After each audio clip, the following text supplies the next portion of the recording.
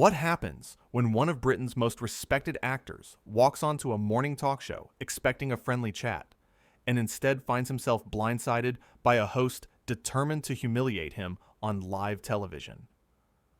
It only took 43 seconds for Lorraine Kelly to destroy her own reputation with a single comment that would lead to the most shocking walkout in British daytime TV history.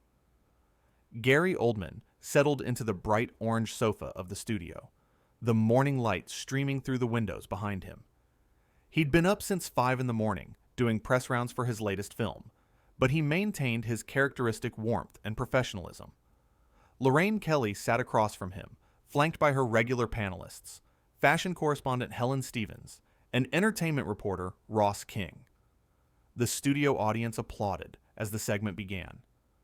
"Gary, lovely to have you here," Lorraine said, her Scottish accent crisp and clear. "Now, before we talk about the film, I have to ask, you've been in Hollywood for decades now? Do you ever feel like you've abandoned your British roots?" Gary smiled politely, though the question caught him slightly off guard. "Well, I wouldn't say abandoned. I've worked all over the world, but I'm still very much a British actor. I carry that with me wherever I go." Lorraine leaned forward, and there was something sharp in her expression. "But you live in Los Angeles. Your children are American. You've got an American accent in half your films. At what point do we stop calling you one of ours?" The studio went quiet. Helen Stevens shifted uncomfortably in her seat. Ross King glanced between Lorraine and Gary, sensing the tension building. Gary maintained his composure. "I think that's a bit unfair, Lorraine. I've never turned my back on Britain. I came through here, through the royal court, through British theater. That foundation is everything to me." "But you did turn your back, didn't you?" Lorraine pressed, and now her voice had an edge to it. "You left. You went to Hollywood, and you took the money and the fame. And now you come back here when you've got a film to promote. That's quite convenient, isn't it?" the audience murmured. Helen finally spoke up. "Lorraine, I think that's a bit harsh. Gary's had an incredible career. We should be celebrating that." Lorraine shot Helen a look that could freeze water. "I'm asking legitimate questions, Helen.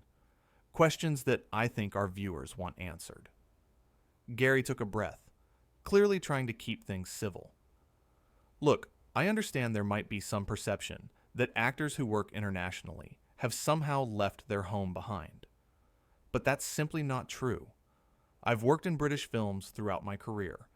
I've supported British talent. I've never forgotten where I came from." "Oh, you've supported British talent," Lorraine said, her voice dripping with sarcasm. "How generous of you. Tell me, Gary, when was the last time you actually lived in Britain? When was the last time you paid British taxes?" Ross King interjected. "Lorraine, come on now. This is getting a bit personal, don't you think?" "Stay out of this, Ross," Lorraine snapped. "I'm conducting an interview here." Gary's jaw tightened. The warmth had completely drained from his face. "My tax situation is none of your business, Lorraine. And frankly, this line of questioning is completely inappropriate." "Inappropriate?" Lorraine laughed, but it wasn't a friendly sound. "What's inappropriate is actors like you swanning off to America, making millions, and then expecting us to roll out the red carpet every time you need to sell a movie." Helen tried again. "Lorraine, perhaps we should move on to talking about Gary's film. That's why he's here, after all." "He's here because he needs us," Lorraine said, her voice rising. "He needs British press, British audiences, British support. But what has he given back? Can you answer that, Gary?" Gary stood up slowly. The microphone pack was still clipped to his belt. "I've given back plenty, Lorraine. I've mentored young actors. I've championed British stories. I've worked with British directors and writers. But I don't owe you or anyone else a detailed accounting of my life choices." "Sit down," Lorraine commanded. "We're not finished here." "Yes, we are," Gary said quietly, but there was steel in his voice. The camera operators didn't know where to point their lenses. The audience sat in stunned silence. Helen and Ross Both looked mortified. Lorraine stood up too, matching Gary's stance. You can't just walk out of an interview. Do you know how unprofessional that is? Unprofessional? Gary's voice remained calm, but the anger was visible in his eyes. You ambushed me. You invited me here under the pretense of a normal interview, and then attacked my character, questioned my integrity, and made assumptions about my life that you have no right to make. And you want to talk to me about professionalism? I asked you hard questions, Lorraine shot back. Questions that needed asking. If you can't handle that, maybe you shouldn't be doing press. Ross stood up, trying to play peacemaker. All right, everyone, let's just take a breath here. Gary, I'm sure Lorraine didn't mean to offend you. And Lorraine, maybe we got a bit off track. Don't apologize for me, Ross, Lorraine said sharply. Gary began unclipping his microphone. I've done thousands of interviews in my career. I've been asked difficult questions. I've been challenged. But this isn't journalism, Lorraine. This is you, trying to create a moment, trying to tear someone down for ratings. And I won't be part of it. Oh, here we go, Lorraine said, rolling her eyes. The Hollywood actor throwing a tantrum because someone dared to question him. Helen stood up, her face flushed. Lorraine, stop it. Just stop. This has gone too far. Sit down, Helen, Lorraine ordered. No, Helen said firmly. I won't sit down. Gary's right. This isn't an interview. This is an ambush. And it's cruel. The studio audience began to murmur louder. Some people were standing up, trying to see what was happening. The floor manager was frantically speaking into his headset, clearly receiving instructions from the control room. Gary handed his microphone to a nearby sound technician. I came here in good faith. I came here to talk about a film that I'm proud of. A film that employs British crew members, British actors, and tells a British story. But you weren't interested in that, were you, Lorraine? You just wanted to attack me. I wanted the truth, Lorraine insisted. The truth? Gary shook his head. The truth is that you're so caught up in your own bitterness about whatever it is you're bitter about that you can't see past it. I don't live my life to meet your approval, Lorraine.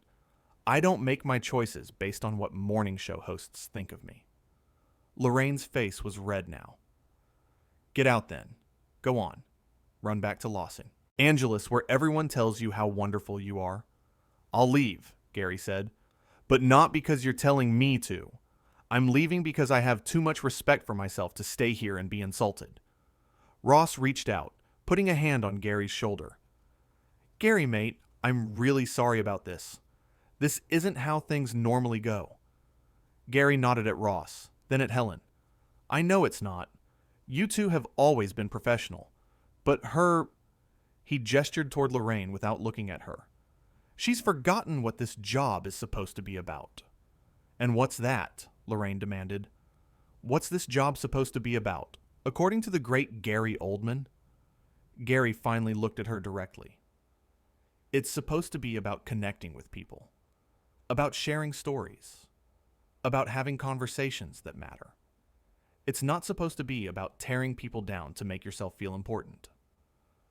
I am important, Lorraine said, and there was a desperation in her voice now. I've been doing this for decades. I've interviewed everyone. I don't need you to tell me how to do my job. Then maybe you should start acting like it, Gary replied. Helen moved closer to Gary. I'll walk you out. You'll do no such thing, Lorraine said. Helen, if you walk off this set, don't bother coming back. Helen looked at Lorraine for a long moment. You know what, Lorraine? I think I'm okay with that. The audience gasped. Ross put his head in his hands. Gary put a hand on Helen's arm. You don't have to do that. Yes, I do, Helen said. I can't sit here and watch this anymore. I can't be part of a show that treats guests like this. Lorraine laughed, but it sounded hollow. Oh, this is perfect. The Hollywood actor and the fashion girl. Both too good for my show. It's not about being too good, Gary said. It's about being treated with basic human decency. The floor manager approached cautiously. We need to go to commercial. Now. We'll go to commercial when I say, "So," Lorraine snapped at him. "Lorraine," Ross said, standing up, "we need to cut. This has gone completely off the rails." "I'm the host," Lorraine said, her voice shaking now. "I decide when we cut." Gary was already walking toward the exit. Helen followed him. The camera operators didn't know whether to keep filming or cut away.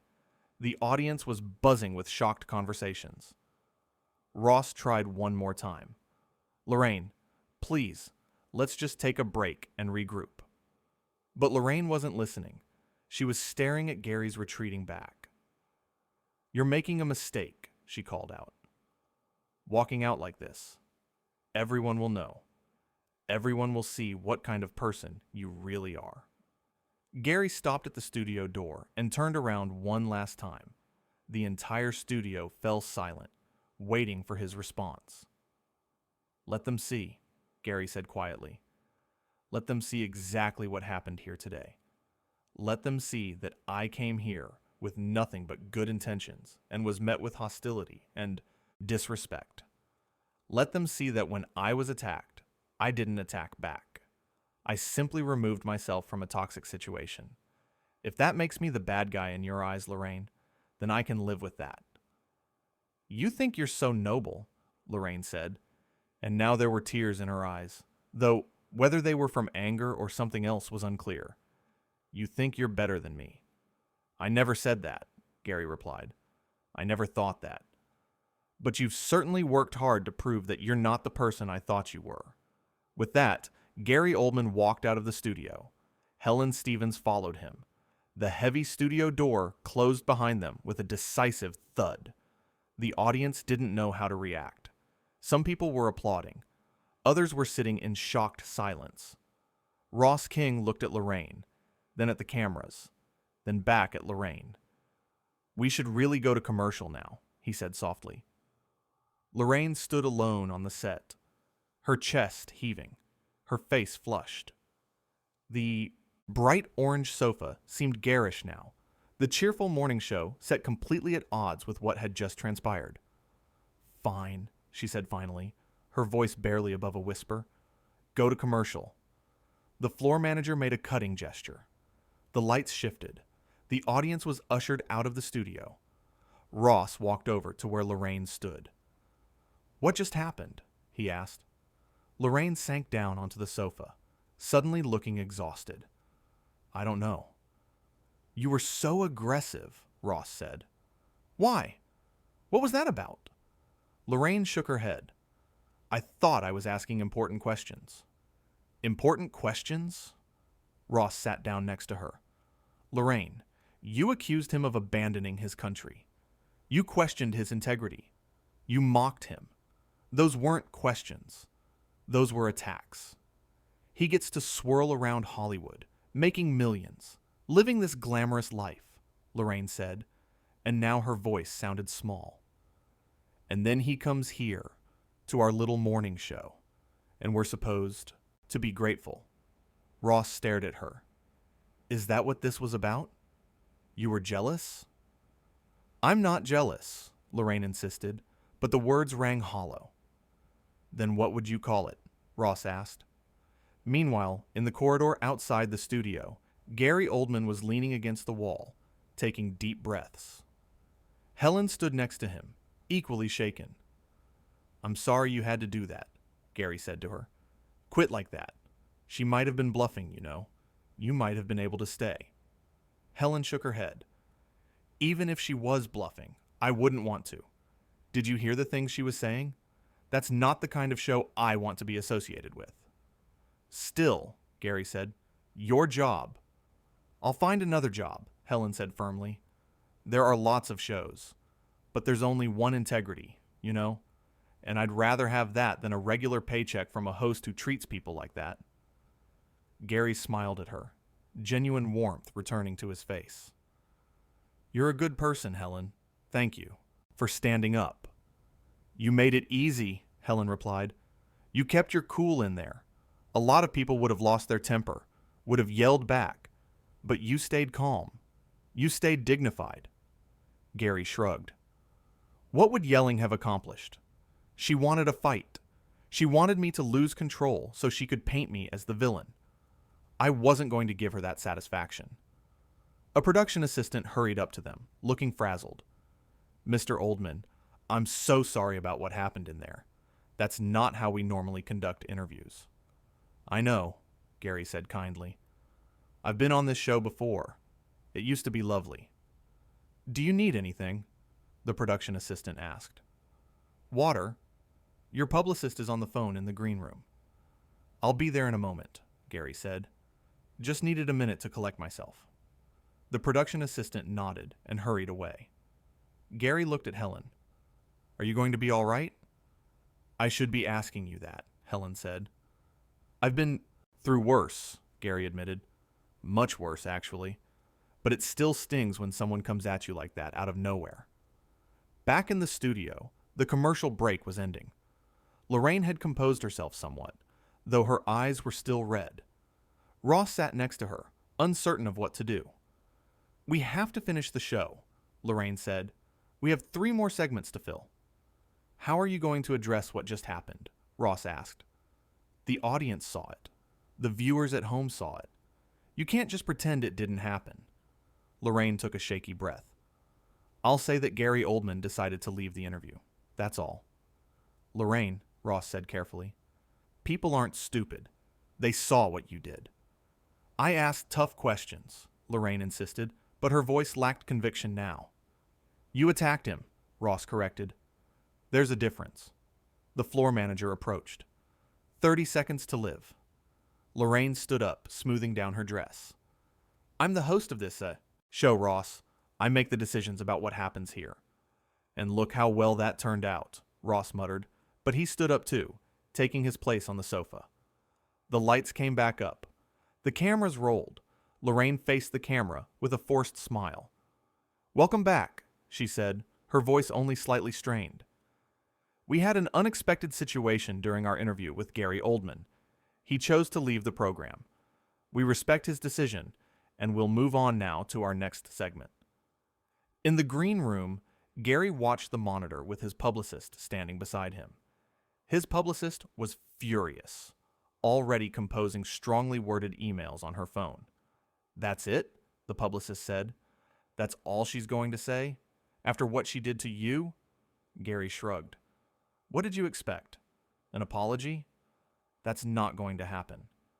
We need to release a statement, the publicist said. We need to control the narrative here. No, Gary said firmly. No statements. What happened, happened. Anyone who watched saw what really went down. A statement from us just keeps the story alive longer. But Gary, the publicist protested. No, Gary repeated. I said what I needed to say in that studio. I'm not going to relitigate it in the press. Let it go. Helen had joined them in the green room. She had already received 3 phone calls from friends in the industry, all asking what had happened. Everyone's talking about it, she said. It's already on social media. Gary sighed. Of course it is. Most people are on your side, Helen added quickly. The clips that are circulating show exactly what happened. Lorraine comes across very badly. I don't take pleasure in that, Gary said quietly. I didn't want this to happen. None of us did, Helen agreed. But it did happen, and you handled it perfectly. You were calm. You were respectful even when she wasn't, and you stood up for yourself without being cruel. On the studio floor, Lorraine was trying to continue with the show, but her energy was off.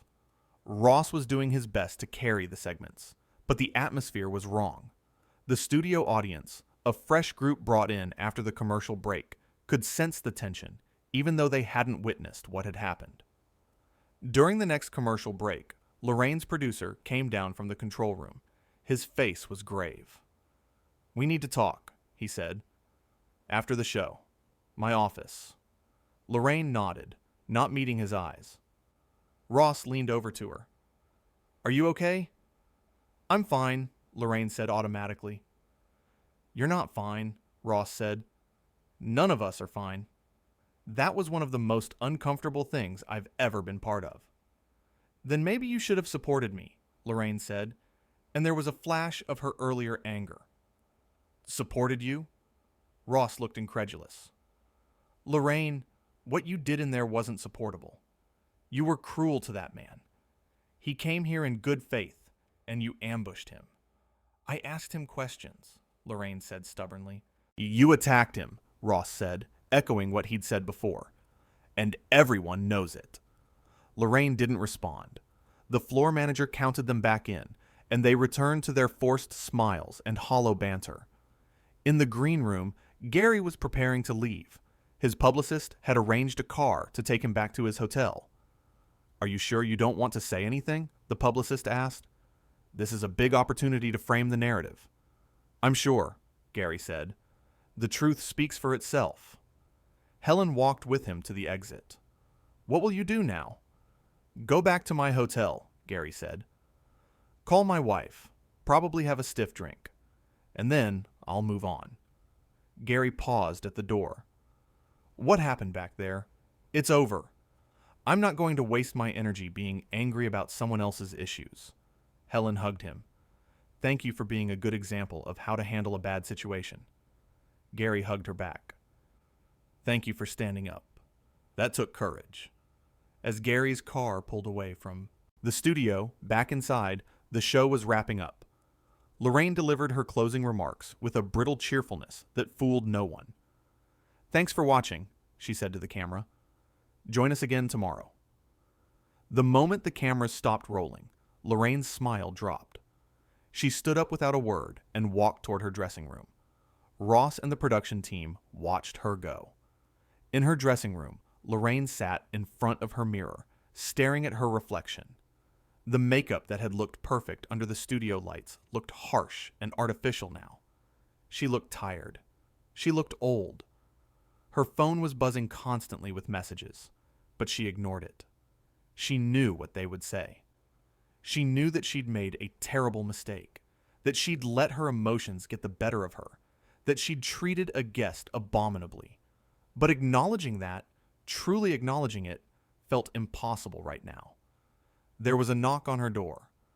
Come in, she called, her voice flat. Her producer entered, closing the door behind him. His expression was serious. I just got off the phone with the network, he said, without preamble. They're not happy. I can imagine, Lorraine said. Can you? The producer asked. Can you imagine how this looks? We invited a respected actor onto our show, and you attacked him until he walked out.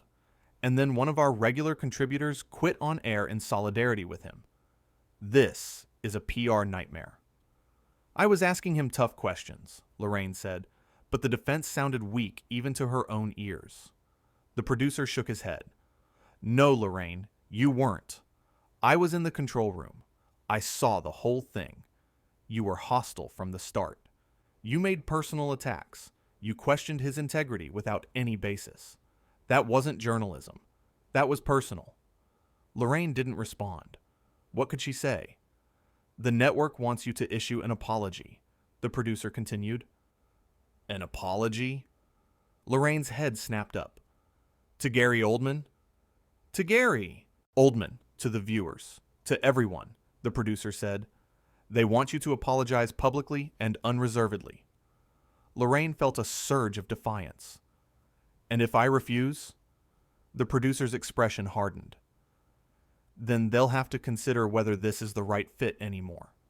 Lorraine, I'm trying to help you here. This is fixable, but only if you take responsibility. I see, Lorraine said coldly. The producer softened slightly. What happened out there? That wasn't like you. Lorraine looked away. I don't know.